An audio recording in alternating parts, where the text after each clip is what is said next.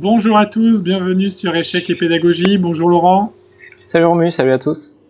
Donc au menu, toujours pareil, une petite tactique quotidienne donc, qui tirée d'une partie entre Gilles Andruet avec les Blancs et Boris Spassky, l'ancien champion du monde avec les Noirs, qui date de 1988. Donc le trait est au noir. Donc comme d'habitude, on vous invite à mettre sur pause la vidéo pour chercher. Et ensuite, Laurent va nous décortiquer la solution comme il sait si bien le faire. En tout cas, on va essayer. Donc, qu'est-ce qu'on voit dans cette position? On sent que les Noirs ont une certaine initiative, leurs pièces sont peut-être mieux organisées. Attention cependant, les Blancs ont un pion passé ici sur la colonne C. Le fou B5 met une petite pression sur le fou D7. Bon, rien de très méchant, mais on peut quand même s'en méfier un petit peu. Qu'est-ce qu'on voit? Qu'est-ce qui est plus intéressant, ou plus important surtout, c'est que les Noirs sont en train de monter une attaque, ou ont commencé à monter une attaque. On voit le cavalier H4 ici placé de façon extrêmement agressive, il attaque les cases G2 et F3. Le cavalier E5 est présent aussi pour attaquer G2 et F3. On a un pion sur H5, on a également cette dame qui pourrait se joindre à l'attaque facilement le long de la colonne F. Et il ne faut pas oublier aussi les pièces qui agissent à longue portée. On a un fou ici de cases blanches qui travaille sur toute la diagonale. Alors qu'ont fait les Blancs? Évidemment, Gilles Andruet a vu l'attaque arriver et il a commencé à poster ses pièces en défense, notamment les tours ici et la dame sur la deuxième rangée pour défendre F2, le cavalier F1 défend H2, défend G3. Bref, énormément de défense pour les Blancs, mais c'est une défense qui se concentre essentiellement sur les cases noires. Et finalement, pour protéger les cases blanches, il ne reste que ce pion ici sur G2, qui avec ses bras musclés doit contenir l'attaque de deux cavaliers, une dame et un fou. Alors on comprend bien que c'est sur les cases blanches que le champion du monde va essayer d'attaquer. Lorsqu'on pense comme ça qu'un seul pion défend la boutique au niveau d'une couleur, on peut en premier réfléchir à des coups comme cavalier prend G2, c'est-à-dire qu'on se dit... on se fixe pour objectif de supprimer le défenseur pour ensuite attaquer. On voit ici par exemple que si roi prend G2, dame F3 échec, le roi recule et fou H3, ça y est, au niveau des cases blanches, on a des problèmes.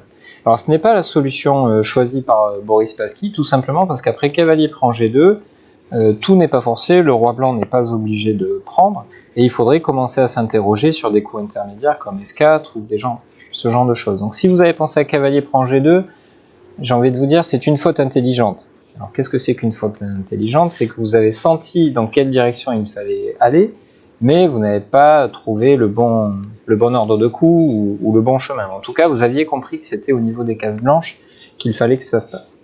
Alors, qu'a fait Spassky? Pour attaquer les cases blanches, finalement c'est la même méthode que cavalier prend G2. On veut supprimer le pion G2, mais on le fait avec la méthode forte. On le fait avec dame F3. Un coup surprenant. Coup surprenant et très spectaculaire surtout. Bon, Romu, on sait que toi t'adores ce genre de coup, tu en fais tous les jours, mais pour nous, simples mortels, c'est beaucoup plus compliqué. Alors l'idée de dame F3, c'est quoi? C'est tout bêtement de menacer mat, donc ça limite les choix de l'adversaire. Vous voyez la différence par rapport à cavalier prend G2. Cavalier prend G2 ne menace pas mat, ne fait pas échec, ça laisse du choix aux blancs qui peuvent trouver des coups défensifs. Après dame F3, qui est un véritable... qui crée une véritable menace vraiment importante, un mat en 1, les blancs n'ont pas le choix, ils sont obligés d'accepter notre dame, et on va enchaîner avec cavalier E prend F3, échec au roi, le roi n'a qu'une case, et maintenant fou H3. Cette fois-ci, on n'a pas laissé le loisir aux blancs de bouger leur pion F, notamment, qui est une méthode de défense assez thématique. Les cases blanches sont prises à partie, et plus personne ne peut empêcher le coup fou prend G2, c'est fini. Magnifique, merci Laurent. Merci Boris. Alors, merci Boris, et merci Laurent pour nous avoir expliqué de manière très claire cette fin de partie. Donc encore une fois, on voit que quand on attaque, vraiment le matériel n'est pas le premier critère, bien au contraire, les menaces sont la chose à privilégier, et là on le voit bien, il n'a pas hésité à investir la dame, donc le plus gros des sacrifices, mais le tableau final est juste magnifique avec les deux cavaliers et le fou qui exploitent à merveille les cases blanches. Donc, on espère que cette vidéo vous aura plu. Si c'est le cas, likez-la et n'hésitez pas. Ça nous fait plaisir et pour nous, c'est un moyen de savoir si vous appréciez notre travail. Abonnez-vous si ce n'est pas déjà fait. Et on vous dit à très vite, à demain d'ailleurs, pour une nouvelle tactique du jour. Au revoir. À demain.